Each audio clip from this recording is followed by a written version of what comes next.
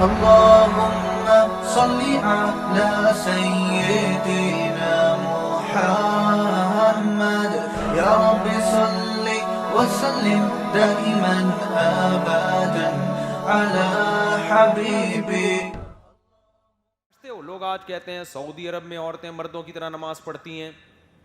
وہ اس لیے پڑھتی ہیں وہاں شیخ بن باز رحمہ اللہ کے فتوے کو فالو کیا جاتا ہے. جب تک ان کا فتویٰ نہیں تھا سعودی عرب میں بھی عورتیں سمٹ کے نماز پڑھتی تھی, فقہ حنبلی کو فالو کرتی تھی.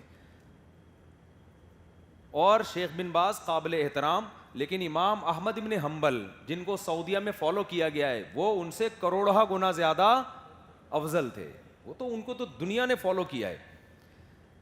خیر, تو اب یہ بات آئی گئی ہے, چند سیکنڈ میں کمپلیٹ کر دوں. تو جب کوئی آپ سے پوچھا کرے بھائی حدیث میں, تو آپ بولیں بھائی حدیث میں عورت کا دوڑنا بتاؤ, حالانکہ حدیث میں آتا ہے ایسے حج کرو جیسے میں نے کیا.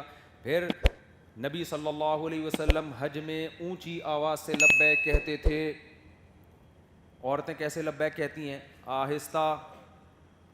نبی نے فرمایا ایسے حج کرو جیسے میں نے کیا, تو عورتوں کو تو زور سے کہنا چاہیے, لیکن یہ حیا کے خلاف ہے. اس لیے پوری امت نے کا فیصلہ کیا ہے کہ عورت کیسے لبیک کہے گی؟ آہستہ آواز. حالانکہ اس پر بھی کوئی صحیح حدیث موجود نہیں ہے. عبداللہ بن عمر کا ایک اثر ہے, وہ بھی ضعیف سند سے ثابت ہے, نبی سے تو یہاں بھی نہیں ہے. تو اسی طرح میرے بھائی صحابہ اور تابعین کے آثار ہیں جن سے پتہ چلتا ہے عورت سمٹ کے نماز پڑھے گی. سمجھتے ہو؟ یہ آثار ہیں کہ عورت سمٹ کے نماز پڑھے گی. اور یہ جو حدیث میں آتا ہے کہ کوئی ایسے سمٹ کے سجدہ نہ کرے, تو یہ مردوں کے بارے میں ہے. جیسے آتا ہے نا کلب کی طرح, کتے کی طرح سجدہ نہ کرو پاؤں بچھا کے, تو یہ مردوں کے بارے میں ہے. کیونکہ جب عورت کا سمٹنا تواتر عملی سے ثابت ہو گیا تو یہ اس بات کی علامت ہے کہ اس سے عورتیں مستثنی اس حدیث سے. اور فقہا نے کیسے اخذ کیا؟ حضرت عائشہ رضی اللہ تعالی عنہا نے جب خواتین کی امامت کی ہے تو بیچ میں کھڑی ہوئی ہیں, آگے نہیں کھڑی ہوئی ہیں. حالانکہ ہمیں کوئی حدیث میں نہیں ملتا کہ نبی نے ان کو حکم دیا ہو کہ جب تم عورتوں کی امامت کرو گی تو کیسے بیچ میں کھڑی ہوگی. آگے کھڑی ہونی میں چونکہ ایکسپوز ہو رہا ہے امام, نمایاں ہو رہا ہے, تو اس کا بھی امی عائشہ نے اتنی بھی یعنی نماز میں اس کی بھی رعایت کی ہے کہ امام ایکسپوز نہ ہو, نمایاں نہ ہو, بلکہ عورتوں کے بیچ میں کھڑا ہو. اتنی حیا امام کو کروائی جا رہی ہے نماز میں, تو وہ اسلام کیسے اس بات کو پسند کرے گا کہ عورتیں مردوں کی طرح ایسے رکوع کریں اور سرین اونچی کر کے اس طرح مردوں کی طرح سجدہ کریں؟ تو یہ آٹومیٹیکلی سمٹنا خود بخود ثابت ہوگا.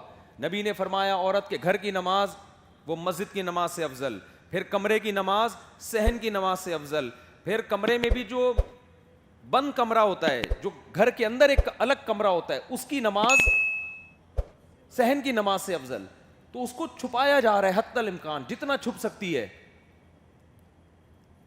تو یہ سب اس بات کی علامتیں ہیں. عورت امامت نہیں کر سکتی مردوں کی. عورت کی بھی مکروہ ہے, کیونکہ ایک ہی روایت ملتی ہے, صحابہ تابعین کا اثر نہیں ملتا. یہ ایک الگ مسئلہ ہے, اس بحث میں نہیں پڑھوں گا میں تو. لیکن مردوں کی تو بالکل نہیں کر سکتی. مرد کو جب وہ لقمہ دے گی نماز میں تو دائیں ہاتھ کو بائیں ہاتھ پہ مارے گی, منہ سے بولنے کی اجازت نہیں ہے. حالانکہ عورت کی آواز نارملی سطر میں داخل نہیں ہے, کہ نماز میں اس کو سطر بنا دیا گیا. سمجھتے ہو بھائی؟ نارملی عورت نے کسی مرد کو کسی بات پہ ٹوکنا ہے تو کہے گی نا انکل کچھ خیال کرو, ہاتھ تھوڑی مارے گی یوں کر کے. ایک داڑھی والے انکل گاڑی چلا رہے تھے, خاتون کے لگ گئی.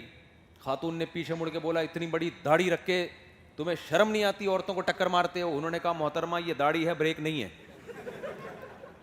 یہ داڑھی ہے, بریک نہیں. تو ان خاتون نے پورا طبیعت سے دھویا نا ان صاحب کو. یہ تو نہیں کہ دائیں ہاتھ بائیں ہاتھ کے مارو یوں کر کے, کیونکہ میں بول نہیں سکتی. بھائی بولو, آپ کا حق ہے, لیکن نماز میں بولنے پر پابندی. امام غلطی کر رہا ہے, دایاں ہاتھ بائیں ہاتھ پہ, بس, اس سے زیادہ نہیں. اس سے پتہ چلتا ہے عبادت میں احکام بہت سخت ہیں عورت کے لیے. اسلام اس کی حیا دیکھنا چاہتا ہے, اس لیے فقہا نے کہا سمٹ کے. اور صرف یہ ہوائی باتیں نہیں ہیں, تواتر عملی بھی ہے. اسلاف سے اسی طرح چلا آ رہا ہے, بڑے بڑے محدثین فقہا اسی کے قائل رہے ہیں. تابعین تبع تابعین سے تواتر کے ساتھ چلا آ رہا ہے. تبھی امام شافعی کی کتابوں میں بھی یہی لکھا ہے. حالانکہ امام شافعی تو وہ بھی امام بخاری سے زیادہ سینئر ہیں, وہ تو امام احمد بن حنبل کے بھی استاذ ہیں. تابعین کا زمانہ دیکھا ہے انہوں نے, امام ابو حنیفہ نے صحابہ کا زمانہ دیکھا ہے, امام مالک نے تابعین کا زمانہ دیکھا ہے. یہ اتنے بڑے بڑے ریسرچر اپنی کتابوں میں لکھ رہے ہیں, کیا ان کو یہ حدیث معلوم نہیں تھی کہ ایسے نماز پڑھو جیسے میں پڑھتا ہوں؟ تو اس لیے ہماری رائے میں یہی ہے. اب چونکہ خواتین میں نا یہ بالکل مردوں کی طرح پڑھنے لگی ہیں, لیکن پھر بھی اختلافی مسائل میں شدت جائز نہیں ہے. ہمارا مقصد کسی پہ طنز کرنا نہیں ہے, کسی مسلک کو برا بلا کہنا نہیں ہے, صرف یہ بتانا ہے کہ ہمیں جتنا قرآن و سنت سے خالی سمجھا جاتا ہے اتنے خالی ہم ہیں نہیں. جو الزام لگائے جاتے ہیں ان کو ابو حنیفہ کی اندھی تقلید, یہ قرآن و سنت کو نہیں مانتے, ایسا نہیں ہے بھائی, آپ سے زیادہ قرآن و سنت کو مانتے ہیں.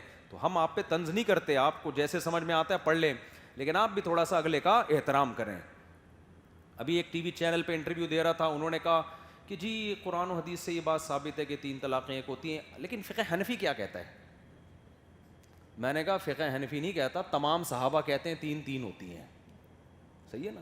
فقہ حنفی کو قرآن و حدیث کے مقابلے میں لانے کی کوشش مت کرو کہ حدیث تو یہ کہتی ہے فقہ حنفی یہ کہتا ہے. میں نے کہا تمام صحابہ وہی کہتے ہیں جو, اور تمام صحابہ یہ کہتے ہیں 3 ہوتی ہیں, اسی وجہ سے فقہ حنفی بھی یہ کہتا ہے کہ 3 ہوتی ہیں, اسی وجہ سے فقہ شافعی بھی یہ کہتا ہے کہ 3 ہوتی ہیں, اسی وجہ سے فقہ مالکی بھی یہ کہتا ہے 3 ہوتی ہیں, اسی وجہ سے فقہ حنبلی بھی یہ کہتا ہے کہ 3 کتنی ہوتی ہیں؟ 3 ہوتی ہیں. تو لفاظوں کا کھیل ہے آج کل مارکیٹ میں نا, صحیح ہے نا, اسی پہ فرقے بن رہے ہیں, اسی پہ لوگ گمراہ ہو رہے ہیں. تو خیر کیا بات چل رہی تھی, کہاں سے کہاں نکل لیے ہم. اچھا اب آخری بات بس اس ٹاپک کو کمپلیٹ کر کے, اب لوگ ہم سے پوچھتے ہیں کہ ٹھیک ہے مان لیا عورت سمٹ کے نماز پڑھے گی, تو یہ بتاؤ یہ کون سی حدیث میں کہ مرد یہاں ہاتھ باندھے گا عورت یہاں ہاتھ باندھے گی؟ یہ کون سی حدیث میں عورت رکوع میں دونوں پاؤں ملا لے گی اور سردے میں پاؤں بچھا لے گی اور سرین پہ بیٹھے گی؟ یہ کہاں لکھا ہوا ہے؟ جب سمٹنا ثابت ہو گیا تو اس کی کیفیات حدیث میں منقول نہیں ہے. تو اب سمٹنا جب ایک دفعہ ثابت ہو گیا دلائل سے, تو اس کی کیفیات میں آپ, وہ تو پھر عقل سے فیصلہ ہوگا نا بھائی, جس طرح زیادہ سمٹی ہوئی نظر آ رہی ہے اس طرح سمٹ جائے بس. تو ہم نے کہا کہ یہاں ہاتھ باندھنے میں سمٹنا زیادہ ہے بنسبت یہاں ہاتھ باندھ لے. رکوع میں کمر کو سیدھی کرنے میں سمٹنا نہیں ہے, تھوڑا سا جھکنے میں سمٹنا ہے. سردے میں اپنے آپ کو بچھا لینے میں سمٹنے کا عمل ہے. تو اب ہم آپ سے مطالبہ کرتے ہیں کہ اگر اس کو سمٹنا نہیں کہتے تو آپ قرآن و حدیث کی روشنی میں سمٹنے کی کوئی اور کیفیت بتا لیں, ہم اس پہ فتویٰ دے دیں گے. سمجھتے ہو؟ تو کھوپڑی میں بات بیٹھ گئی ہے کہ نہیں بیٹھ گئی ہے؟ مفتی طارق مسعود صاحب کے بیانات سننے کے لیے youtube.com/مفتی طارق مسعود کو سبسکرائب کریں, اور اگر آپ لائیو ویڈیو کو کبھی بھی مس نہیں کرنا چاہتے ہیں تو سبسکرائب کرنے کے بعد بیل آئیکن پہ کلک کرنا مت بھولیں. جزاک اللہ.